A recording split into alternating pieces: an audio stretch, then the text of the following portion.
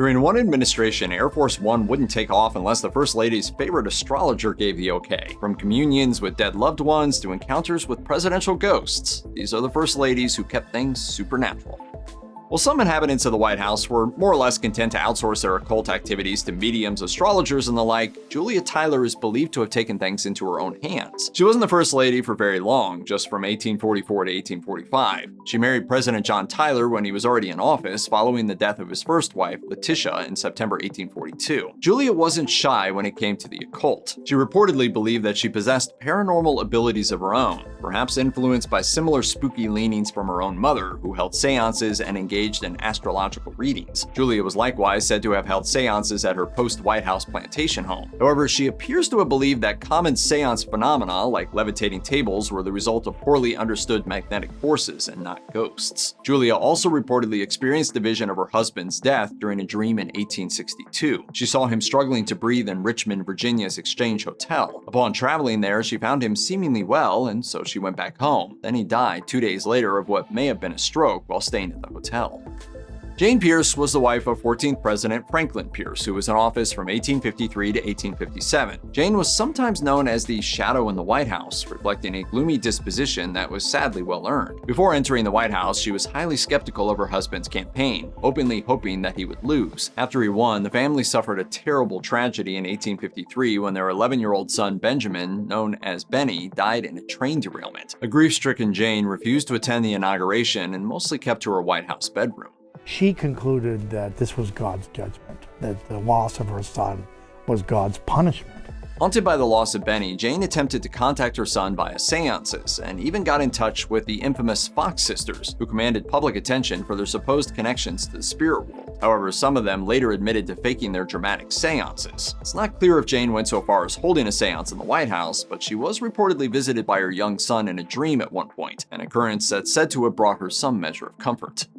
The most notoriously spooky First Lady of them all is surely Mary Todd Lincoln. She suffered through the deaths of 3 sons, including 11-year-old Willie, who died in the White House in 1862 after contracting typhoid fever. She was also sitting next to her husband when he was assassinated in Ford's Theater on April 14, 1865. It's no wonder then that she was racked by grief throughout her life and sought solace by contacting loved ones on the other side. After Willie's death, Mary Todd became known for her devotion to spiritualism. She hosted seances in the Red Room of the White House, and they were reportedly so powerful that she began to have spiritual experiences outside of them. As she once told her half-sister, "Willie lives. He comes to me every night and stands at the foot of the bed with the same sweet, adorable smile he always has had." Well, after leaving the White House, Mary Todd continued her spiritualist activities, even visiting infamous spirit photographer William Mumler to sit for a portrait. The photo supposedly included the spirit of her late husband standing behind her with his hands resting on her shoulders. Edith Wilson certainly knew how to make an impression. She definitely did that one day in 1915 when she met her future husband, President Woodrow Wilson, as he saw her in a White House elevator. His first wife, Ellen, had died just the year before, but he nevertheless felt compelled to introduce himself to the arresting Edith, and soon enough, they were married. When Woodrow suffered a debilitating stroke in October 1919, Edith directed all visitors and important paperwork through her in an attempt to preserve his health. This arrangement led some to comment that she was effectively the first female president. Edith just propped up Woodrow in bed, like waving like, hey, and they're like, oh, okay, cool. Though Woodrow is remembered as an especially devout Christian, that didn't stop Edith from occasionally engaging in occult practices. She was apparently quite fond of one fortune teller in particular, a Washington, D.C. staple known as Madame Marcia Champney. Quite a few of the capital's elites reportedly made their way to Champney's townhouse for readings, but Edith actually invited her into the White House itself. Florence Harding never held any political office herself, even though she was very much a part of the women's suffrage movement. Her husband, Warren G. Harding, was elected president in 1920, reportedly thanks in part to her energy and ambition. Florence proved to be an open and accessible First Lady, hosting all manner of notables at the White House, championing political and social causes, and advising her husband on affairs of state. But then Warren died of a heart attack in 1923, bringing her time as First Lady to an abrupt close. She died herself in November 1924 after years of kidney problems. In a relatively short time in Washington, D.C., Florence was known not just for her political acumen, but also for her occult leanings. She had a favorite fortune teller in the form of Madame Marcia Champney, Kennedy, who also worked with Edith Wilson and is said to have predicted President Harding's sudden death. It's also believed that she told Florence of her husband's affairs and predicted his presidential win. Though Champney briefly earned the First Lady's ire after publicly admitting to being her astrologer, public attention eventually cooled enough for Champney to make her way back to the Harding White House, crystal ball in tow. Florence was also friends with socialite Evelyn Walsh McLean, who was at the time the owner of the supposedly cursed Hope Diamond, which is said to have unnerved the First Lady. Grace Coolidge served as First Lady from 1923 to 1929. She was a popular figure in the DC social scene and the country at large, but her time in the White House wasn't all lighthearted parties. Her 16-year-old son Calvin Jr. died in 1924 after a blister on his foot became infected. The Coolidges did their best to carry on, and rumor had it that they attempted to manage their grief by contacting their son through a seance. At least that's what famed illusionist Harry Houdini claimed. In addition to his magic career, he was also an anti-spiritualist crusader who decried mediums and their seances as nothing more than frauds. While testifying before Congress in 1926 in an attempt to ban fortune tellers, Houdini claimed that a DC medium told him that seances had been held at the Coolidge White House. Associates of the Coolidges denied the claim, however. While Grace Coolidge's experience with seances might be debatable, there was at least one other occult-like element to her time in the White House. She is the first known person to have claimed that she saw Abraham Lincoln's ghost in the residence, as she reported that she encountered him pensively looking out an Oval Office window.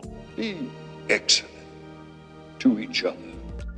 Eleanor Roosevelt is often depicted as a highly intelligent and admirable First Lady. After all, she wasn't just famous as the wife of President Franklin D. Roosevelt, she also made a name for herself as an author, activist, and diplomat. Perhaps less well known, however, are Eleanor's run-ins with the occult. Like quite a few upper-class women at the time, she wasn't above consulting mediums or fortune tellers. In her case, it was an Indiana palm reader known as Nellie Simmons Meyer. She was so famous during the 20th century that she was sometimes called the palmist to the stars, and even read FDR's palm. President Roosevelt also invited mentalist Joseph Dunninger to perform at the White House. This reportedly unnerved Eleanor when Dunninger was apparently a bit too accurate with his mind-reading act. Eleanor was also one of the small group of First Ladies who supposedly had ghostly encounters in the White House.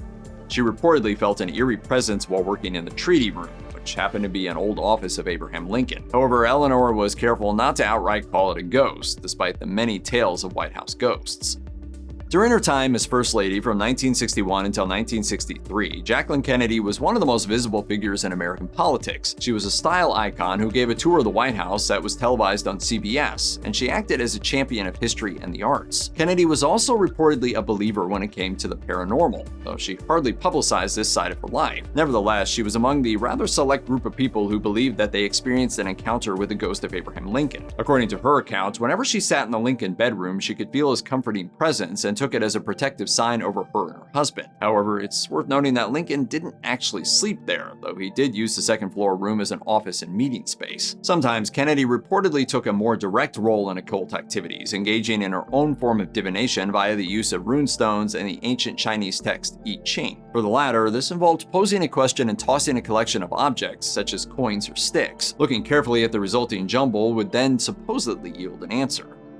While earlier First Ladies may have been able to dismiss their occult visits as high society affectations, modern presidential wives haven't been afforded the same luxury. Case in point, the controversy around Nancy Reagan and her employment of astrologer Joan Quigley. Reagan must have known that their association would have seemed odd in light of her and her husband's conservative Christian image. Nevertheless, a former chief of staff claimed that Quigley wasn't just a personal favorite of Reagan's, but also a key figure who helped pick favorable meeting dates, and even when Air Force One would fly. I'm a very modern scientific astrologer. Nancy was reportedly regularly on the phone with Quigley for advice, and she also paid her a hefty $3,000 per month. Quigley later claimed that she helped convince Nancy that the Soviet Union would be open to talks and that President Ronald Reagan should connect with Soviet leader Mikhail Gorbachev. And the title of her memoir, What Does Joan Say?, was supposedly based on a regular question that President Reagan asked his wife. But once the astrology revelations were made public, the Reagans did some backtracking. White House spokespeople admitted that Quigley's predictions had influenced scheduling, though they denied that she had any influence on policy decisions.